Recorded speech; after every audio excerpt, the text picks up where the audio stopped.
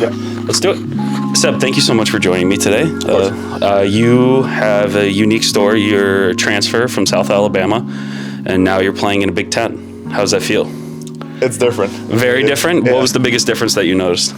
I think it's like the infrastructure and everything, just like the support we have, just by like the money that is brought into the school. So I mean, it's been different. Like something that you don't even like think whenever you like start playing in like a power five, and then when you move to like a Big Ten and stuff, you just like see like all the difference, all the thing you never had. It's like, whoa, that's crazy. That's like the standard here, Yeah. right?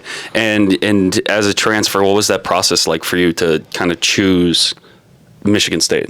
Honestly, it was fun because Really? whenever I as a freshman was trying to get to college, I didn't have like that much attention. I didn't have like the crazy result in junior coming from Canada. I didn't do that many ITFs. So it was kind of like, it was a little rough. I got really lucky where I ended up. But like whenever I entered the portal, like it was completely different story. Like I have a list of like every school. It was fun. Like You like the attention. yeah, but it's not just that. I felt like I had like a choice of like, it could be like a package, like everything, because I had so many options of so many like different things, like good school academic, good school tennis, and I could like find actually like exactly what I was looking for. So it was fun in that way. That's awesome, because it's not just like what you want, but it's all the hard work kind of paid off. Like you proved yourself at South Alabama, and you can prove yourself at a Power 5. It's kind of that transition of now I get to really show off my skills. Yeah, right? I mean, yeah, I felt like, especially like probably 2 years prior to that, I was like, oh well, everything I did actually like brought me here, because it's not necessarily last year because I already like signed everything. I was like, everything I did paid off for like me being here right now, and probably hopefully having a great season and enjoying as much as I can. Yeah, and for you too, you are not the only person in your family to play tennis. Is that correct? No, I have my sister too, who was like a top 15 ITF junior, and now she plays at Virginia. So wow. Yeah. How's the competition between you two like? Not really, because it's still really? like guys, girl. It's like it's different. So it used to be more. She used to be really mad playing me. She used to be really upset, but now I think she kind of accepted that it's a little different competition. So, but it's still practice over the Christmas break. We practice with each other like pretty much every day. So it's still like, I mean, I get a good hit. It's still, now it's more fun that it's competitive. Okay. Yeah. Okay. I like that. And for you, do you talk to her a lot about matches? Yes and no. I mean, we're surrounded by tennis all the time. So whenever we talk, like obviously we're gonna go through like whatever happened, but it's not like exactly how your match was and everything. Because I mean, I think we talk so much about tennis like outside of speaking to each other that you don't want to just go and just be talking about tennis for an hour. So that's fair. Yeah, that's fair. And your mom's involved in tennis, right? Yeah. So my mom, I don't remember exactly how it started, but she was organizing with my old coach. We had a future at my club where I grew up. So we took over the future and did it, I would say about 5-6 years. Okay. And then it evolved, and like they wanted to do Challenger too, because they want to bring girls. Okay. So then they started with a 25K, and they ended up having, I think it was the 25 for girl and then 75 for guys at Challenger during the summer for a few years, and it stopped because of COVID and some other like thing that happened. But yeah, I mean, I think everything, the involvement I've been like surrounded to, is also gave me some opportunity to play when I was a junior, to play like once a year. I knew with the future home, it was fun. I had a wild card. I didn't have the level yet for sure. It would be more fun now, but at least it was like a good experience every time. So yeah. Is she the one that introduced you to tennis? No, I just did I think it's like a lot of kids, like you start trying every sport, and I hated team sport because I didn't like to lose, not because of myself, and now I like college because I'm not by myself, so that's kind of ironic. Yes. But, I mean, I just tried everything, and I was like, oh, I'm actually good at tennis, so let's start doing that, and I was playing that in baseball, and eventually I just got tired of baseball because I didn't want to lose, not because of me. Fair enough. So, so I stick to tennis, and yeah. And for you too, what was did your mom coach you at all because she's involved with tennis, or was it just kind of you went off on your own? No, my parents don't know how to play tennis. They don't? No, they're terrible. Like they can barely hit a ball. Like, I'm kidding, but they've never played tennis. Guys, you suck. Not like that, but they've never played tennis. Like they're just like together for fun. We had a court in their backyard, so they would like hit with each other a little bit, but like they never like played. It was just because they thought it was a fun sport. So I just started, but they don't like they've never like tried because they know they don't have the skill like required to help me. So that's fair. I mean, for you two, like coming from Canada, it's kind of become a powerhouse of tennis, not just for college, but for pro tennis as well. Yeah, I mean, I think especially during my junior year, there was such a big like change. Like probably by the time I was like, I don't know, something like 10 to like 16, there was such a big like shift in everything.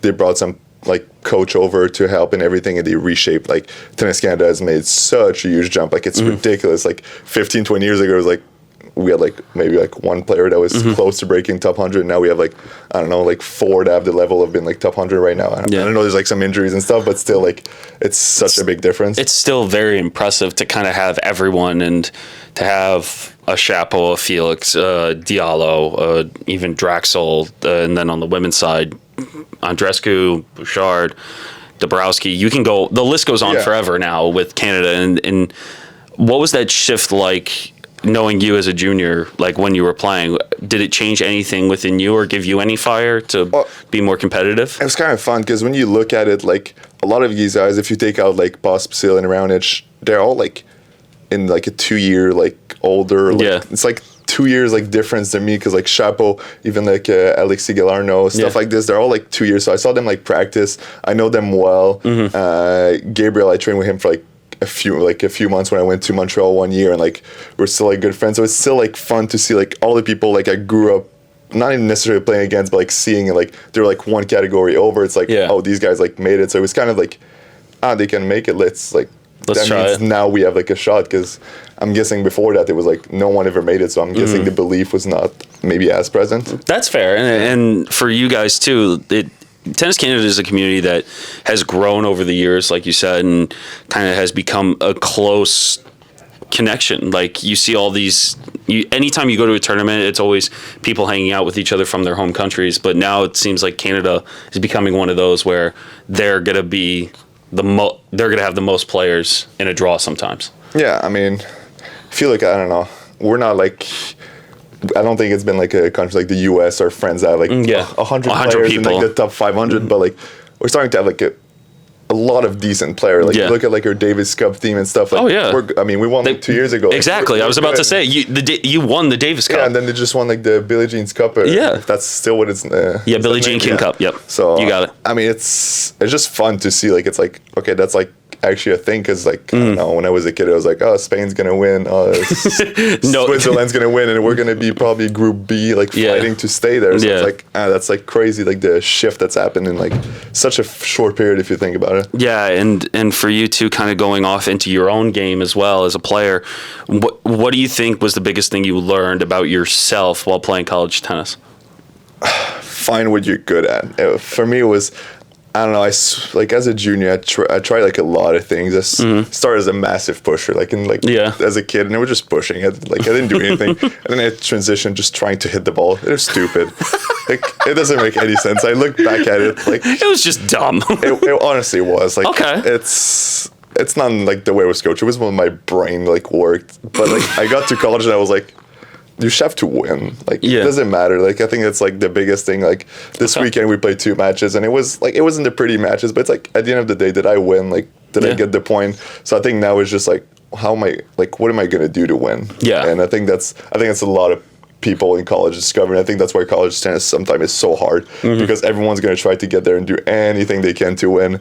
So I mean, it makes it fun, because it makes it that every match probably going to be interesting. But I think that's the biggest thing that's for me that's changed, is just trying to show up every week and do as best as you can. It's interesting because you think like trying different things as a junior is a bad thing, but then you get to college and it's kind of the opposite, because you have to do literally everything until you find something that works. Yeah, I don't think it was a bad thing. I think maybe the way I did it was bad. I think mentally the way I approached it was bad, but I think overall, I mean, I think I can do a lot of things on the court, and that's probably why I've had like success in the past like 3 years. The level I played is because I was able to do more stuff than the people I was playing against. So that helped me a lot. So maybe those years that I look back and I'm like, maybe that was a little stupid. Maybe it wasn't as stupid when you. But yeah, I think at the end everything like turns out that it was not bad at all. No, it's not. And for you too, for like a piece of advice that you received, because you played at 2 different schools, you played under 2 different programs, what's one thing you learned at South, and what's one thing you learned here? At South, it was really just like find a way to win, like make it work and like fight off. Because especially not like my first year, like obviously I was lucky, the little COVID year that we played like half a season. Okay. That season was tough. Like, yeah. We started and the way their schedule was scheduled, it was either winning 7-0 or we're losing 7-0. It was about like, I'm exaggerating, but it was about that. Wow. It was like either we're playing a top 20 school or playing a school that we're supposed to win easily. So like mentally that was tough. Like there was no like level field. So like I found it like really hard, and I was like, okay, like the year after, like I trained so hard that summer, the COVID summer. I was like, I need to find a way to win, because that's what I was like told. I was like, you need to find something. So when I came back, I felt like I was so much more prepared to like face adversity. And whenever I came here, I mean, it's kind of like, it sounds opposite, but like Mike always tells me like I put like too much, she even asked my sister when he saw her in like San Diego National, I was like, do you guys all put like that much pressure on yourself? So here it's more like it's like it's a match. Like, like yes, compete, like do everything you can to win. But I mean, it's a match. I cannot like, because I have a tendency of like start to slightly freak out in the middle of matches. So here's more like play. And like this weekend we had like a funny thing with like reading one of my teammate. It was just like I was like pointing like one every time, because I was like 1 point at a time. That's all I can do, because like the guy was playing. It was like a weird match, and I was just like one at a time, just play one, focus on one. So I think it's like now I try to like mix a little bit of both and find like a happy middle, because I think one without the other is pointless, but together it can make it a little better. Oh, I love that. And are you planning on trying the Pro Tour after this? No, really I'm good. Yeah, I've done enough. I think I know what my max would be, and I don't feel like it's something that like I would enjoy doing all the time. Okay, why?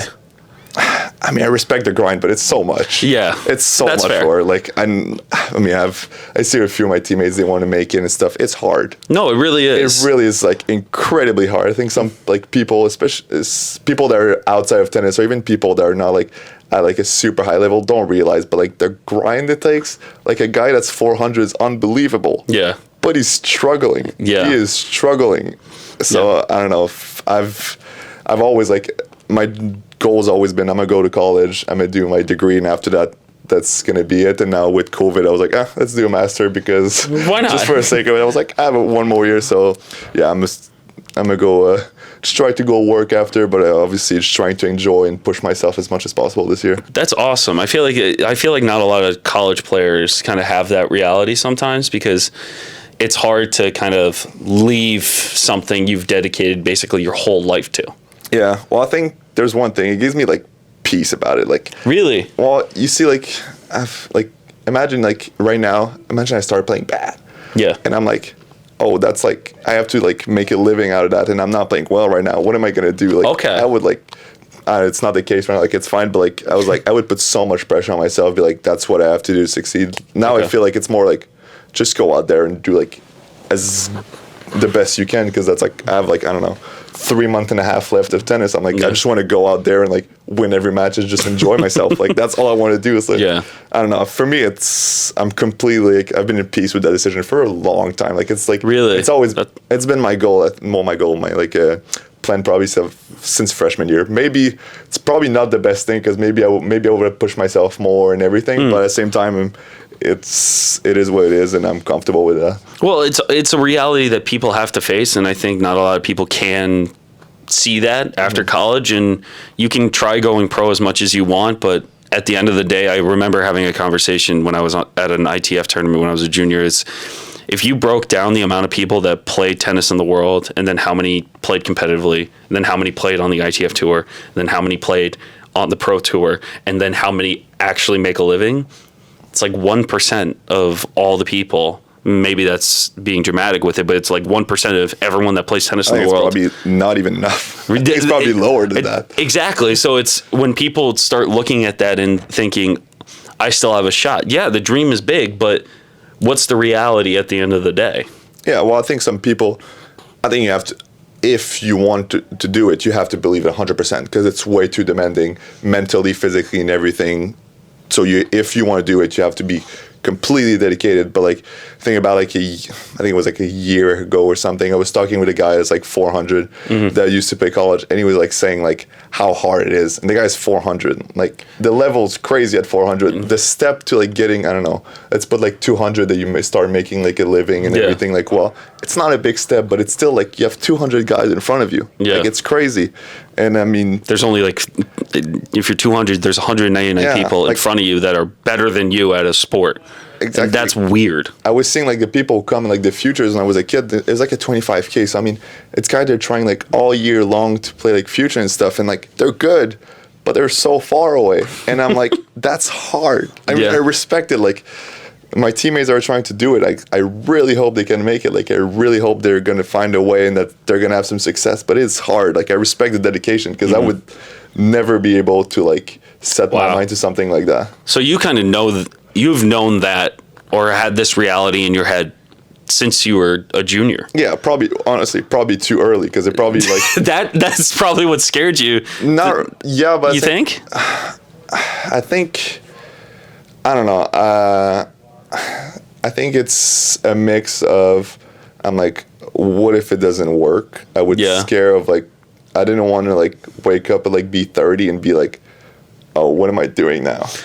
Like, and be like that stuff. Like I feel like you can get yourself in a situation really fast of what's your life gonna be like now.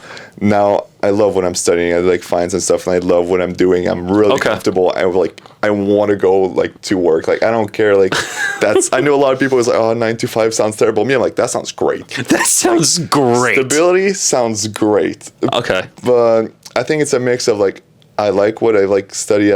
I've always had somewhat of a plan. Yeah. And at the same time, like, that's a lot of work that you don't know. Like, the uncertainty, the chance it's not going to happen, even if, like, maybe the, like, if it goes well, it's going to be better. I don't know. I feel like for me, it's always been so, like, I don't know. I'm not, like... That's fair. Taking the risk is not worth it for me. That's fair. And I appreciate how candid you are with that answer and how open you are about it, because I feel like not a lot of people would be able to talk about it in that way. And Sebi, I can't thank you enough for joining us today. Do you want people to follow you on your social media? Sure. Feel free to tell them your username if you remember it. It is _ Sebastien Collard. All right. Perfect. Thanks, man. I appreciate it. That was perfect.